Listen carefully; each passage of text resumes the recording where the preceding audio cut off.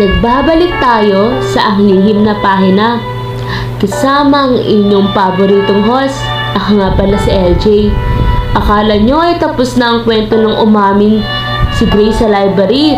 Naku! Nag-uumpisa pa lang ang totoong teleserye dahil ang pinakamahirap na part pagkatapos ng isang mutual confession ang pumasok sa eskwelahan kinaumagahan na parang walang nangyari. Martes na umaga, pumasok si Jen na halos hindi makatulog kagabi dahil pabalik-balik sa utak niya ang boses ni Grace. Pag-upo niya sa pinakalikod, automatic tumingin siya sa unahan sa upuan ng ating academic achiever.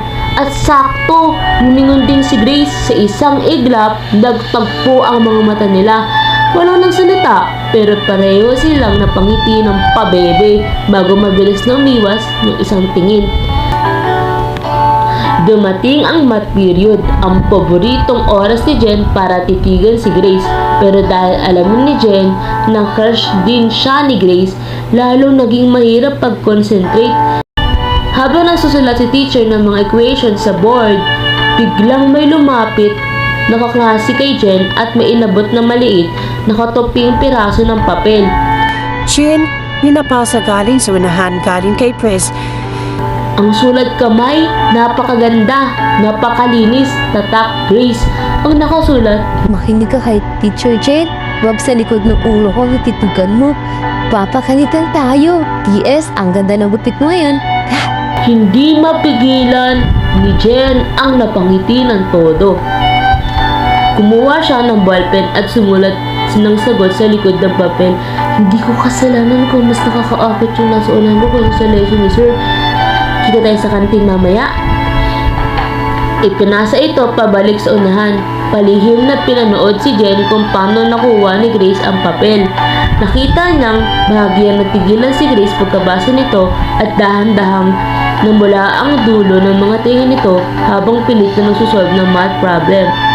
Pagdating ng recess, mabilis na pumunta si Jen sa likod ng kantin, ang tagpuan ng hindi masyadong pinupuntahan ng mga tao. Doon nakatayo na si Grace, may hawak na 2 biskit at isang juice. Nawala ang pagiging seryosong student council president. Ngayon, mukha lang siyang isang high school girl na excited makita crush niya. Ang lakas ng loob mong magpasa ng note kanina, ha? Paano nahuli tayo ni Sir?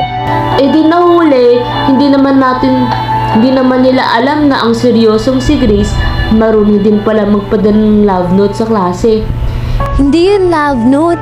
Paalala yon bilang president. Pero totoo naman, mas gusto kong sa akin ka lang nakatingin. Grace, baka atakihin ako sa puso niyo na academic achiever ka. Pero bakit para expert ka rin sa pagpapakilig? Seryoso kasi ako sa'yo, Jen. Kaya galingan natin sa research project natin, ha? Para may-day lang tayo kung magkasama palagi araw-araw. Grabe! Ang tamis! Parang may pabrika ng asuhol sa likod ng kantin natin ngayon Mukhang mas lalong gaganahan si Jen na mag-aral dahil ang mismong teacher niya ay ang crush ng bayang. Ang sikretong pagpapasahan ng papel sa loob ng classroom naging tulay para sa kanilang dalawa. Dito muna magtatapos ang part 3 sa ating kwento.